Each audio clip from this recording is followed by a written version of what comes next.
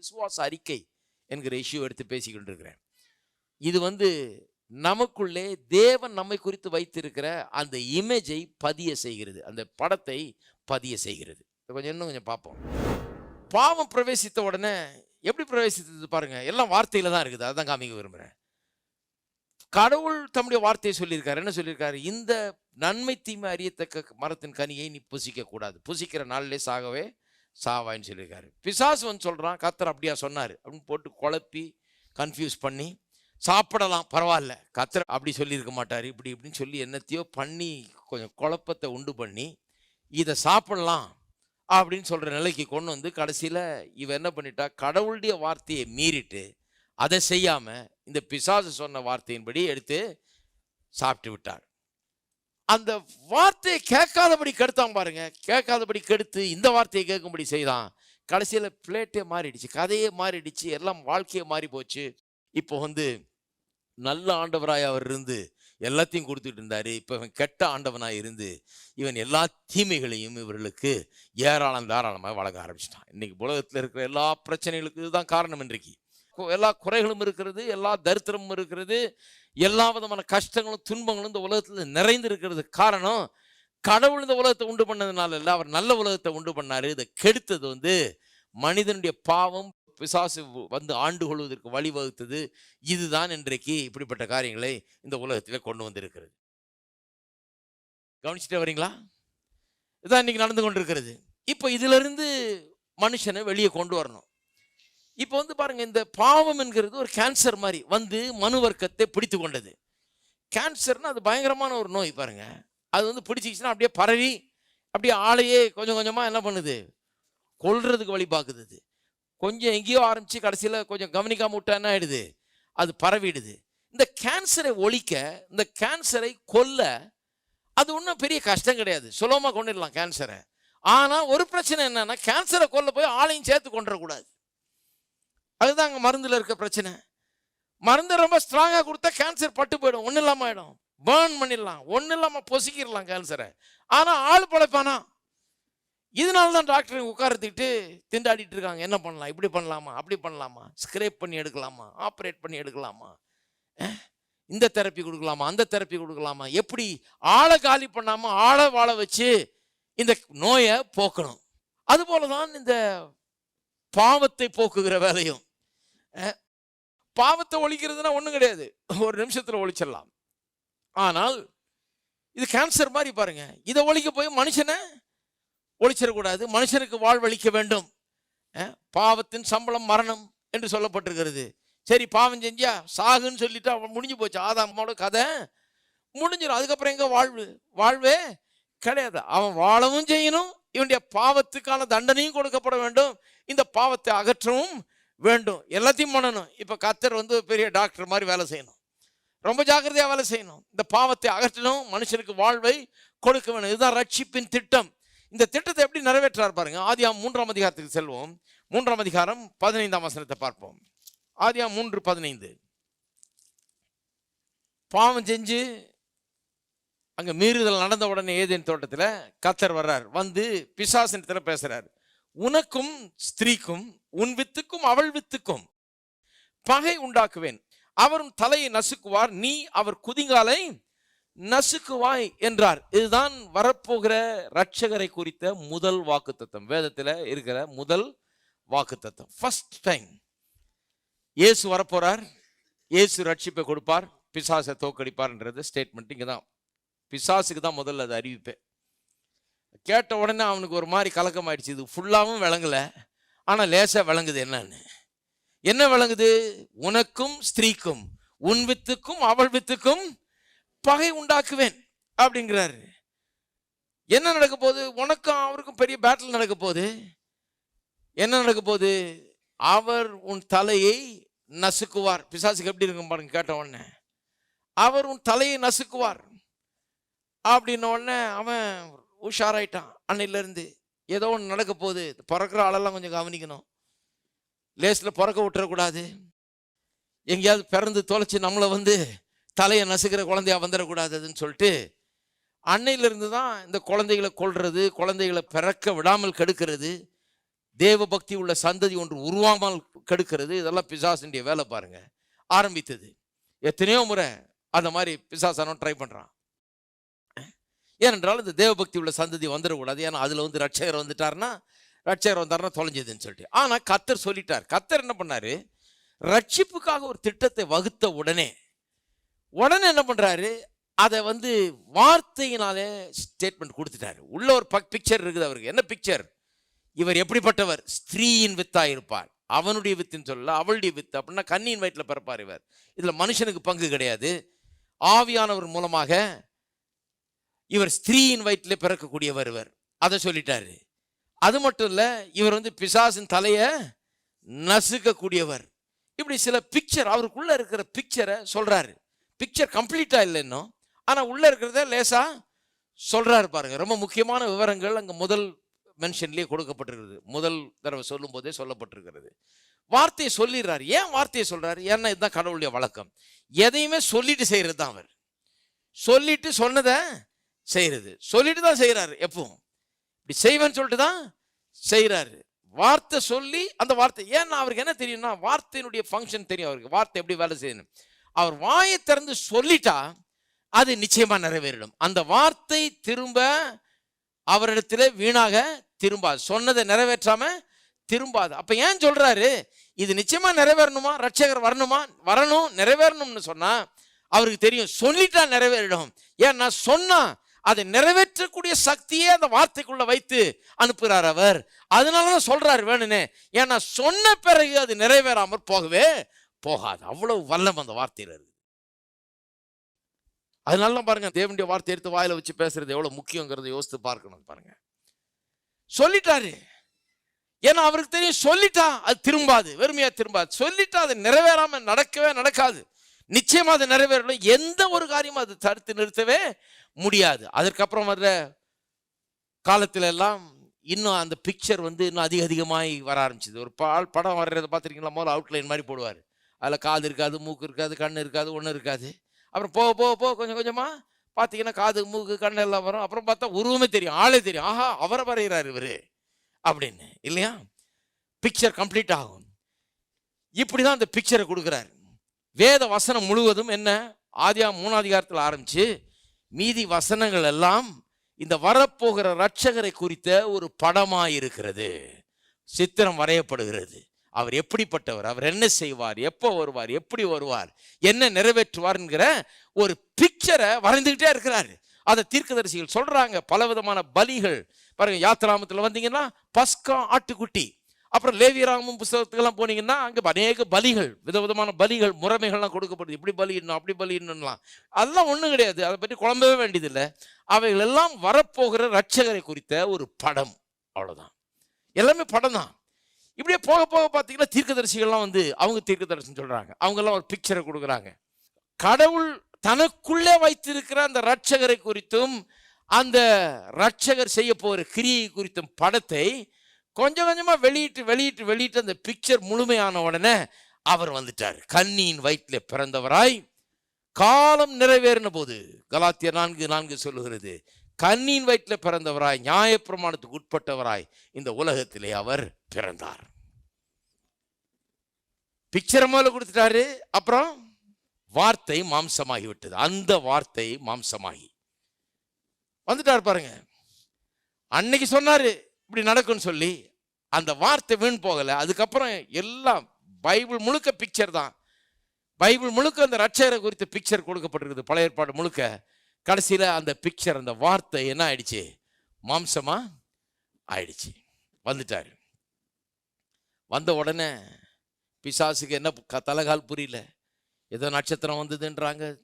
யாரோ தேவதூதர் வந்து மெய்ப்பொருள்கிட்டெல்லாம் பேசினாங்களாம். இப்பெல்லாம் கேள்விப்படுறான் பாருங்க. அவன் ஞானிகள்லாம் வந்து பார்த்துட்டு போகிறாங்களாம். ஊரெல்லாம் ஒரே இதாக இருக்குது. யூதருக்கு ராஜா இங்கே பிறந்திருக்கிறாராம். அப்படி இப்படின்னு செய்தி கேட்டவொன்னு அவன் கதி கலங்கி போயிட்டான். ஏன்னா அவனுக்கு தான் முதல்ல சொல்லப்பட்டது உன்னுடைய தலை நசுக்கப்படும்னு. காலம் வந்துருச்சுன்னு தெரியும். அவன் தேடுறான். கடைசியில் டெஸ்பரேட்டாக பாருங்க, எப்படியாவது அழிக்கணும்னு சொல்லி அந்த இடத்துல இருந்த 2 வயதுக்கு உட்பட்ட அத்தனை குழந்தைகளும் கொல்றதுக்கு ஆர்டர் போட வைக்கிறான். ஆனால் வார்த்தை கடவுள் வார்த்தையை விட்டதுனால தலையை நசுக்குவார்னு சொல்லிட்டாரு. அதனால எல்லா குழந்தையும் கொண்டாலும் இது தப்பாது, இந்த குழந்தை வந்து தப்பிடும். ஏன்னு சொன்னா இந்த குழந்தைய கொல்ல முடியாது. ஏன்னா தலையை நசுக்குவார்னா நசுக்கியே தீருவார். அது என்ன பண்ணாலும் எத்தனை கொலை செய்தாலும் அதை வந்து தடுத்து நிறுத்தவே முடியாது. அதுல தப்பிச்சுட்டா பாருங்க. தப்பிச்சுட்டு இவன் நினைச்சான் எதுலையாவது ஒன்று சிக்கி மாட்டி செத்துருப்பாருன்னு நினைச்சான். கடைசியில் பார்த்தா 30 வருஷம் பொறுத்து யோர்தான் நதிக்கரையில் யோவான் ஞானஸ்தானம் கொடுத்து கொண்டிருக்கிறார். இவர் அங்கே போய் ஞானஸ்தானம் எடுக்கிறாரு. பரலோகத்திலிருந்து ஒரு சத்தம் உண்டாகி, இதோ இவர் என்னுடைய நேசகுமாரன், இவரில் நான் பிரியமாக இருக்கிறவர், சொல்றதை கேளுங்கன்னா அங்கேருந்து ஒரு சத்தம் உண்டாகுது. பிசாசுக்கு தூக்கம் வரல. ஐயையோ ஒழிச்சிட்டோன்னு நினைச்சோம். அவ்வளோ குழந்தைய கொண்டமே, இவ்வளவு முயற்சி எடுத்துமே, இன்னும் ஆள் இருக்கிறாரா? 30 வயசு ஆயிடுச்சா? ஞானஸ்தானம் வேற எடுத்திருக்கிறாரா? அங்கிருந்து பரலோகத்திலிருந்து பிதாவே சத்தம் போட்டு சொல்றாரா இவர் என்னுடைய நேசகுமார்னு சொல்லி அப்படின்னு சொல்லி உடனே வேலையில் இறங்குறான் பாருங்க. இது நடந்த உடனே அடுத்த காட்சி சீன் என்ன வேதத்தில்? அடுத்த காட்சியை வனாந்தரத்திலே பிசாசினால் சோதிக்கப்பட்டார். உடனே வந்துட்டான் டியூட்டியில. கரெக்டா வந்துட்டான். வந்துட்டு சரி ஃபாஸ்டிங் இருக்காரா, இவர் எப்படி கவுக்கலாம், இந்த கல்லுகளை எல்லாம் அப்பமாக்குன்றான். நடக்கல. அவர் என்ன சொல்றாரு? எழுதி இருக்கிறதே. அவர் எல்லாத்துக்கும் வார்த்தைக்கு தான் போறாரு. ஆதாமுக்கு ஆப்போசிட்டா இருக்காரு. அவன் பொண்டாட்டி பேச பேச பேசாம கேட்டுட்டு கம்பிட்டு இருந்தாங்க. இவர் என்ன சொல்றாரு? எல்லாம் எழுதி இருக்கிறதே. மனுஷன் அப்பத்தினால் மாத்திரமல்ல, தேவனுடைய வாயிலிருந்து புறப்படுகிற ஒவ்வொரு வார்த்தையினால் பிழைப்பான் என்று எழுதி இருக்கிறதே. தேவாலயத்தின் உப்பரியில கொண்டு போய் தாள குதியும் தேவதூதர்கள் வந்து ஏந்தி கொண்டு போல் சங்கீதம் 91 சொல்லி சொல்லலாம். இவர் சொல்றாரு, தேவனாகிய கர்த்தரை பரீட்சை பாராதிருப்பாயாக என்றும் எழுதி இருக்கிறதே. ரொம்ப கிளியரா இருக்கிறாரு. என்ன எழுதி இருக்குது? வார்த்தை வார்த்தை வார்த்தை வார்த்தைக்கு தான் போயிட்டு இருக்கிறாரு. ஏன்னா அதான் கீ. அங்கதானே கவுத்தான். இவருடைய வார்த்தையை எடுத்துக்கொள்ளாம அவனுடைய வார்த்தையை எடுத்துக்கொண்டதுனால தான் அவன் ஆண்டவன் ஆனா. அதனால தான் அந்த உலகமே பெரிய கஷ்டத்துக்குள்ள இருக்குது இன்னைக்கு. இங்கே ஒரு புது மனுஷன் வந்திருக்கிறாரு. இவர் கன்னியின் வயிற்றிலே பிறந்தவர், தேவகுமாரன், தேவனாய் இருந்தவரே இன்றைக்கு மாம்சத்தில் வந்திருக்கிறாரு. இவர் பாவம் செய்யாதவர். இவர் வந்து கடவுளுடைய வார்த்தையிலே நிற்கிறார் பாருங்க. அந்த வார்த்தையை விட்டு நகர மாட்டேங்கிறாரு. பூமியின் ராஜ்யங்கள் எல்லாம் காமிச்சு என்ன தாழ விழுந்து பணிந்துகொள், இதெல்லாம் உங்களுக்கு தர்றேன். ஆச்சரார் இல்லை இல்லை, நான் அவரை மட்டும் தான் பொழுது உன்னெல்லாம் பணிந்து கொள்ள மாட்டேன்ட்டார். அதுவும் எழுதி இருக்கிறதுன்ட்டார். செய்யாதுன்னு எழுதி இருக்குதுன்ட்டார். அதுக்கப்புறம் கொஞ்ச நாளைக்கு விட்டு வச்சான். ஏன்னா அவர் லேஸில் டீல் பண்ண முடியாதுன்னு தெரிஞ்சுது. அதுக்கப்புறம் போய் அவர் ஊழியம் செய்கிறார். பிசாசை விரட்டுகிறார், வியாதிகளை சுஸ்தமாக்குகிறார், காற்றையும் கடலையும் அதட்டுகிறார். காற்றுகிட்ட பேசுகிறார், கடல்கிட்ட பேசுகிறார், மரத்துக்கிட்ட பேசுகிறாரு, எல்லாத்தையும் பேசுகிறாரு. சொன்னபடியே ஆகிறது. அது என்ன? ஆதாமை பற்றி கடவுள் ஒரு பிக்சர் வச்சிருந்தாருன்னு சொன்ன இல்லையா? அந்த பிக்சர் படி தான் அவன் உண்டாக்குனாரு. அவன் பாவம் செஞ்ச பிறகு அதெல்லாம் கெட்டு போச்சு. இப்போ அந்த பிக்சர் ரியலைஸ் ஆகலை. இப்போ திருப்பி கடவுள் வர்றாரு. ஏன்னா உள்ள பிக்சரை வச்சுட்டார், கண்டிப்பாக அதை நிறைவேற்றிய தீருவார். இப்போ அந்த படத்தை இப்பொழுது இயேசுவின் மூலமாக மனு வர்க்கத்துக்கு தர்றாரு. மனுஷன்னா இப்படி தான் இருக்கணும் அப்படின்னு. பயப்படாத மனுஷனாக, காற்றையும் கடலையும் கண்டு பயப்படாத மனுஷனாக, பிசாசை கண்டு பயப்படாத மனுஷனாக, வியாதியை கண்டு பயப்படாத மனுஷனாக, எதொன்றையும் கண்டு பயப்படாத மனுஷனாக, இப்படித்தான் மனுஷன் இப்படிதான் இருக்க வேணும். மாம்சமும் ரத்தமும் எலும்பும் கொண்ட மனுஷன் இப்படித்தான் இருக்க வேணும் என்று உலகத்துக்கு எடுத்துக்காட்டாக இந்த படத்தை காண. இதைத்தான் என் மனசுல வச்சிருந்தேன். This is the picture I had for Adam. ஆதாமுக்காக நான் வைத்திருக்கிற படம் இதுதான். இந்த படத்தை தான் வச்சிருந்தேன். இதன்படி தான் அவனை உண்டாக்குனேன். அவன் போயிட்டான். இப்போ இன்னொரு ஆதாமை, கடைசி ஆதாமை உங்களுக்கு முன்னால் நிறுத்துகிறேன்னு சொல்லி கொண்டு நிறுத்துறாரு. நல்லா பார்த்துக்கன்றாரு. ஹலோ, இருக்கீங்களா? இதுதான் படம். இதுல என்னன்னா, திருப்புங்கள் ரோமர் எழுதின நிருபம் 8ஆம் அதிகாரம் 29வது வசனம் ஒரு பெரிய வெளிப்பாடு. தம்முடைய குமாரன் அநேக சகோதரருக்குள்ளே முதற் பேரானவராக இருக்கும் பொருட்டு, அதாவது அநேகருக்கு இவர் வந்து எல்டரா இருக்கும்படியா, முதற் பேரானவராக, நிறைய சகோதரர்கள் அதுல முதல் இவர் அப்படி இருக்கும் பொருட்டு, தேவன் எவர்களை முன்குறித்தாரோ அவர்களை தமது குமாரனுடைய சாயலுக்கு ஒப்பாய் இருப்பதற்கு முன்குறித்திருக்கிறார். ஹலோ, நல்லா கவனிக்கிறீங்களா? அதாவது நம்ம எல்லாம் எதுக்கு முன்குறித்திருக்கிறாராம்? தம்முடைய குமாரனுடைய சாயலுக்கு ஒப்பா இருப்பதற்கு முன்குறித்திருக்கிறார். நீங்க எப்படி இருக்கணும்னு கடவுள் நினைக்கிறாரு? உங்களை குறித்து அவர் வச்சிருக்கிற படம் என்ன? பிக்சர் என்ன? அவர் உங்களை பற்றி கன்சீவ் பண்ணி வச்சிருக்கிற, வரைஞ்சு வச்சிருக்கிற படம், தனக்குள்ள வச்சிருக்கிற படம் என்ன? அந்த படம் என்னன்னு சொல்றேன், இயேசுவை பாருங்கள், அதான் படம். தம்முடைய குமாரனுடைய சாயலுக்கு ஒப்பாக நீங்கள் இருக்கும்படியாக அவர் எத்தனை செய்திருக்கிறார், அவர் யோசித்து வைத்திருக்கிறார், அந்த படத்தை வச்சிருக்கிறார். எப்படி இருக்க வேணும்? நாம அவரை போல இருக்க வேண்டும். நம்ப முடியுதா உங்களுக்கு? என்னுடைய பிக்சர் அது. நான் எப்படி இருக்க வேண்டும் என்கிறதை குறித்த பிக்சர். அப்ப மத்தேயு, மார்க்கு, லூக்கா, யோவான்ல இயேசுவை பற்றி நான் வாசிக்கிறேன், இயேசுடைய வாழ்க்கை சரித்திரம்லாம் வாசிக்கிறேன். இது என்ன கதை? அவர் வாழ்க்கை சரித்திரத்தை கொடுக்கறதுக்காக எழுதியிருக்கிறது கிடையாது. என்னத்துக்காக எழுதியிருக்கிறது? அவருடைய குமாரனுடைய சாயலுக்கு ஒப்பாக நான் இருக்க வேண்டும் என்று அவர் எத்தனித்திருக்கிறாரே, அந்த சாயல் என்ன நாம் பார்க்கணுமே. இந்த குமாரனை நாம் பார்க்க வேணுமே. அவர் எப்படி பேசுறாருன்னு பார்க்கணுமே. அவர் எப்படி கிரியை செய்கிறாருன்னு பார்க்கணுமே. அவர் எப்படி பிரச்சனைகளை சமாளிக்கிறார்னு பார்க்கணுமே. காற்றையும் கடலையும் அவர் எப்படி சந்திக்கிறார்னு பார்க்கணுமே. வியாதியை அவர் எப்படி சந்திக்கிறார்னு பார்க்கணுமே. பிசாசை அவர் எப்படி சந்திக்கிறார்னு பார்க்கணுமே. அன்றாட வாழ்க்கையில எப்படி காரியங்களை நடப்பிக்கிறார் நான் பார்க்க வேணுமே. அதுக்கு தான் மத்தேயு, மார்க்கு, லூக்கா, யோவான். அதுல என்னத்தை பார்க்கிறேன்? இயேசுவை பார்க்கிறேன். என்னத்தை பார்க்கிறேன்? என்னை பார்க்கிறேன். அவருக்குள்ள ஐ see myself. என்ன அவருக்குள்ள பார்க்கிறேன் நானு. ஏன்னா அவர் என்னவோ அதைத்தான் நானும். இந்த படத்தை தான் அவர் வச்சிருக்கிறாரு. ஹலோ, இப்படித்தான் நான் இருக்க வேண்டும் என்கிற படத்தை அவர் தனக்குள்ளே வைத்துக் கொண்டு வேலை செய்து கொண்டிருக்கிறார். அதை வச்சுக்கிட்டு தான் நமக்கு ரட்சிப்பை உண்டாக்கி இருக்கிறார். அதனாலதான் கல்வாரி சிலுவையில் இவரை மரிக்க செய்து நம்முடைய பாவங்களை அவர் மீது வைத்து அதை சுமந்து தீர்க்க பண்ணி நம்மை பிள்ளைகளாக்கி, அவர் எப்படி குமாரரோ அது போலவே நாமும் குமாரராய் இருக்கும்படியாக, நமக்கெல்லாம் அநேக சகோதரருக்கு அவர் முதற் பேரானவராய் இருக்கும்படியாக ஆக்கி இருக்கிறாரு. நம்மையும் அவரையும் ஒன்ன இணைச்சு விட்டார். அதற்காக தான் ரட்சிப்பு. அந்த படம் இங்க இருக்குது. சபையை எதுக்கு வச்சாரு? போதகர்கள் எதுக்கு வைத்தாரு? மெய்ப்பர்கள் எதுக்கு வைத்தாரு? ஒவ்வொரு ஞாயிற்றுக்கிழமையும் சபை திறக்கும் போதெல்லாம், பிரசங்கம் பண்ணும் போதெல்லாம் இந்த படத்தை எடுத்து உங்களுக்கு சொல்லி சொல்லி சொல்லி இதை நீங்கள் விசுவாசித்து இதை போய் நீங்கள் சொல்லி சொல்லி சொல்லி உங்கள் இருதயத்திலே இந்த படத்தை நீங்கள் சித்திரம் வரைய வேண்டும். இந்த படத்தை உங்களுக்குள்ள உண்டாக்க வேண்டும். நீங்கள் யார் என்பதை குறித்த படம் உங்களுக்குள்ளே உருவாக வேண்டும். உருவாயிடுச்சா? அதுக்கு தான் சபை. எதுக்கு சபை?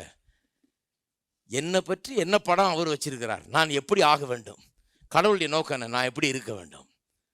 அந்த படத்தை இந்த உலகத்தில் எந்த யூனிவர்சிட்டியிலும் நான் போய் படிக்க முடியாது, எந்த புஸ்தகத்திலையும் படிக்க முடியாது, எந்த கல்வி அறிவு ஊற்றுள்ள இந்த கல்வி எனக்கு தர முடியாது. மற்றதெல்லாம் அவங்க தரலாம், இதை எனக்கு அவங்க சொல்ல முடியாது. இதை வேத வசனத்திலே, இதை இயேசுவிலே ஆவியானவர் உதவியை கொண்டு தான் நான் காண முடியும். அதுக்கு தான் சபை, அதுக்கு தான் பிரசங்கம், அதுக்கு தான் போதகர், அதுக்கு தான் இந்த பாட்டு, அதுக்கு தான் இந்த கூடுதல் எல்லாம். இதை நான் காண வேண்டும். ஏன்னா இதை மாதிரியே நான் ஆக வேண்டும். எப்போ நான் ஆக போறேன்? இந்த படம் எனக்குள்ள எப்போ வரையப்பட்டு என் இருதயத்தில் அது படமா வந்துருதோ அப்புறம் பிரிண்ட் அவுட் எடுத்துடலாம். அப்ப கடவுள் எப்படி ஆதியில வேலை செஞ்சாரோ அதே மாதிரி தான் இப்பவும் வேலை செஞ்சிட்டு இருக்கிறோம். அவர் எப்படி பண்ணாரு? ஒழுங்கின்மை, வெறுமை, இருள் எல்லாம் இருந்தது. ஆனா இவருக்குள்ள வேற படம் இருந்தது. ஹலோ, உள்ள வேற படம் இருக்குது, அதை வச்சுட்டு தான் வேலை செய்யறாரு. அவருடைய பேச்செல்லாம் என்ன? ஒழுங்கின்மை, வெறுமை, இருள். பிரதர், ஐயோ பிரதர் தெரியுமா உங்களுக்கு, ரொம்ப ஒழுங்கின்மையா இருக்குது. அப்படி பேசிட்டு இல்லை அவர். இல்லை, ஒழுங்கின்மை, வெறுமை, இருள் இருக்குது. ஆனா பேச்சு எப்படி இருக்குது? உள்ள இருக்கிற படத்தை தான் அவர் பேசுறாரு. உள்ள இருக்கிற படத்தை வச்சு ஃப்ரேம் பண்ணுகிறார். எப்படி இருக்க வேண்டும் என்கிறத, உலகம் எப்படி இருக்க வேண்டும்ன்றது உள்ள படம் வந்துடுச்சு. அந்த படத்தை வச்சு வடிவமைத்து கொண்டிருக்கிறார். பேச பேச அப்படி உண்டாகுது உலகம். அப்ப இன்னைக்கு நம்ம அவருடைய சாயல்ல உண்டு பண்ணிருக்கிறார். நாம என்ன பண்றோம்? அதே தான் பண்ணிட்டு இருக்கிறோம். நல்லா யோசித்து பாருங்க, அதே தான் பண்ணி இருக்கிறோம். வாழ்க்கை எப்படி இருக்குது? ஒழுங்கின்மை, வெறுமை, இருளா இருக்குது. ஆனால் அதை பேசாதீங்க. ஹலோ, நான் ஒன்றும் இல்லை பிரதர், நான் என்ன பிரதர், நான் பாவிலையும் பெரிய பாவி பிரதர். கேட்டேன்னு சொல்ல, பவுல போஸ்தலனே சொல்லியிருக்காரு பிரதர். ஆமாம், அவர் இதே தான் சொல்லிட்டு தெரிஞ்சிட்டு இருந்தாரா? அவர் ஒரு காலத்தில் தான் எப்படி இருந்தேன், இப்போ எப்படி மாறி இருக்கேன்னு சொல்கிறதுக்காக அது சொன்னார் ஒழிய, சும்மா நான் பாவி, நான் பாவி, பாவியிலும் பிரதான பாவி அப்படின்னு சொல்லிட்டு தெரியல. இன்னும் கேட்டால் அவர் என்ன சொல்கிறாரு? நான் ஒருவனுக்கு எந்த தீமையும் செய்யவில்லை, சகல நல் மனசாட்சியோடு என்றைக்கு நான் வாழ்ந்துருக்கிறேன்றாரு. நீங்கள் என்ன சொல்லுவீங்க? ஐயோ பவுலே மறந்துட்டீரா? ஸ்தேவானை கொலை செய்யும்போது பின்னால் இருந்து ஆளாச்சு நீர், அதற்கு சம்மதம் தெரிவித்து கொலை செய்கிறவர்கள் உடைமைகள் எல்லாம் வச்சிருந்து பாதுகாத்து இதெல்லாம் ஆர்கெஸ்ட்ரேட் பண்ணி பின்னால் நின்றுக்கிட்டு வேலை செஞ்ச ஆள், ஒரு ஆளுடைய கொலைக்கு சம்மதம் தெரிவித்த ஆளாச்சே, ஒரு ஆளுடைய கொலைக்கு காரணமாக இருந்த ஆளாச்சே, சபையை பெர்சிக்யூட் பண்ணி உபத்திரவம் கொடுத்த ஒரு ஆளாச்சே நீர். சபையெல்லாம் உங்களுடைய பேரை கேட்டால அலறி அடித்து ஓடுற அளவுக்கு பயம் காட்டிகிட்டு இருந்தீரு. உங்களுக்கு ஞாபகம் இருக்குதா? எவ்வளோ அக்கிரமம் பண்ணீர், எத்தனை பேரை அரெஸ்ட் பண்ணீர், எத்தனை பேரை பிடிச்சி இழுத்துட்டு போனீர், எத்தனை பேரை கொண்டு போய் கோர்ட்டில் நிற்க வச்சீர், அவமானப்படுத்தினீர், நிந்திச்சீர், எவ்வளோ பண்ணீர். இப்போ சொல்கிறது எப்போதும் எல்லா நேரமும் சகல நல் மனசாட்சியோடு நான் நடந்துக்கிட்டு இருக்கிறேன்றார். 23 அதிகாரம் அப்போஸ்தலர் நடவடிக்கைகள் 1ஆம் வசனத்தில் பாருங்கள், நல் மனசாட்சியோடு நடந்துருக்கிறேன்றாரு. அவர் என்ன சொல்கிறாரு, ஹிஸ்ட்ரியே எனக்கு நான் மறுபடியும் பிறந்த பிறகு தான் ஆரம்பிச்சுது, அதுக்கு முன்னாலெல்லாம் மறந்துட்டேன்றாரு. ஒருவன் கிறிஸ்துவுக்குள் இருந்தால் அவன் புது சிருஷ்டியாய் இருக்கிறான், பழையவைகளெல்லாம் ஒளிந்து போயின, எல்லாம் புதிதாயினு சொல்லவராச்சு அவரு. அதனால சொல்றாரு, அந்த ஹிஸ்டரிலாம் பேசாது, அது ரெக்கார்ட்லயே கிடையாது. நான் நல்ல மனசாட்சியோட எப்போதும் கரெக்டாக நடந்துட்டு இருக்கிறேன், என்கிட்ட எந்த குறையும் கிடையாது, யாருக்கும் எந்த தீமையும் செய்யல. அப்போ பழைய கணக்கெல்லாம் என்ன? பழைய கணக்கெல்லாம் கடவுளை தீர்த்து கட்டார், நீ என்ன பேசுறதுங்கிறார். ஹலோ, இருக்கீங்களா? அப்போ என்ன படம் இருக்கிறது உள்ள? உங்களை பற்றி என்ன படத்தை வச்சிருக்கிறீங்க? வேத வசனத்தை கொண்டு உங்களுக்குள்ளாக உங்களுடைய வெற்றியின் படம், உங்களுடைய சுகத்தின் படம், உங்களுடைய செழிப்பின் படம், நீங்கள் வாழ்ந்திருப்பதை குறித்த படம், நீங்கள் சாட்சியாக இருப்பதை குறித்த படம், வளமாக இருப்பதை குறித்த படம் உருவாகி கொண்டிருக்கிறதா? கிறிஸ்துவின் சாயலுக்கு ஒப்பான சாயல், தைரியம். பாருங்க 112 சங்கீதம், அதெல்லாம் என்ன படம்? ஒரு பெர்ஃபெக்ட் பிக்சர். அது எப்படி இருப்போமா? நான் பாக்கியவான், நான் ஆசீர்வதிக்கப்பட்டவன், வீட்டில் ஆஸ்தி ஐஸ்வர்யம் தங்கும், துர்ச்செய்தி கேட்டாலும் பயப்படாது இருப்பான், அசைக்கப்படாது இருப்பான், கர்த்தரை நம்பி அவனுடைய இருதயம் கர்த்தருக்குள் திடனாய் இருக்கும், வாரி இறைப்பான், ஏழைகளுக்கு கொடுப்பான், அவனுடைய கீர்த்தி தலைமுறை தலைமுறையாக இருக்கும். யாரு? நான், நீங்கள். ஹலோ, அதுக்கு தான் அதை எடுத்து பெருசாக போட்டு ஃப்ரேம் பண்ணி செவுத்தில் மாட்டணும். அதை ஃப்ரேம் பண்ணி அங்கே மாட்டினா தான் பார்ப்பீங்க, அப்புறம் தான் உள்ளே ஃப்ரேம் ஆகும். உள்ளே ஃப்ரேம் ஆகி அப்புறம் வெளியே நீங்கள் ஃப்ரேம் பண்ணலாம் வார்த்தையில் டெய்லி. அப்போ நான் சொல்லுகிறேன், வார்த்தையை அறிக்கை செய்வது எதற்கு? கடவுள் எப்படி உலகங்களை ஃப்ரேம் பண்ணாரோ, வார்த்தையில் உலகங்களை ஃப்ரேம் பண்ணி உண்டாக்குனாரோ, வடிவமைப்பு கொடுத்து உண்டாக்குனாரோ, அதுபோலவே நீங்களும் இந்த மத்தேயு, மார்க்கு, லூக்கா, யோவான், அதுக்கப்புறம் எல்லா நிருபங்களும் எல்லாம் எடுத்து இந்த இயேசுவின் சாயல், அங்கே காணப்படுகிற சாயலை சொல்லி சொல்லி சொல்லி உங்களுடைய வாழ்க்கையை ஃப்ரேம் பண்ணுங்கள், உங்களுடைய உலகத்தை ஃப்ரேம் பண்ணுங்கள். நீங்கள் எப்படிப்பட்டவர்களாக இருப்பீர்கள் என்பதை ஃப்ரேம் பண்ணுங்கள். எத்தனை பேர் ஃப்ரேம் பண்ண போறீங்க? ஃப்ரேம் பண்ணுங்க. இருக்கிறத அப்படியே பார்த்துட்டு இருக்காதீங்க. தினந்தோறும் இன்னும் வீட்டு கண்ணாடியில் பார்த்துட்டு இருக்காதீங்க, இந்த கண்ணாடியில் பாருங்க. வீட்டு கண்ணாடி வெறும் தலை சீவரத்துக்கு தான், இந்த கண்ணாடி தான் எதிர்கால வாழ்க்கைக்கு. நீங்கள் என்னவாய் இருக்கிறீர்கள், கிறிஸ்துவுக்குள்ள என்னவா இருக்கிறீர்கள் காமிக்குது. இதை பார்த்துக்கிட்டே இருந்தீங்கன்னா இந்த சாயலாவே மாறிவிடுவீர்கள். இது ரியாலிட்டி ஆயிடும். வார்த்தை மாம்சமாகிவிடும்.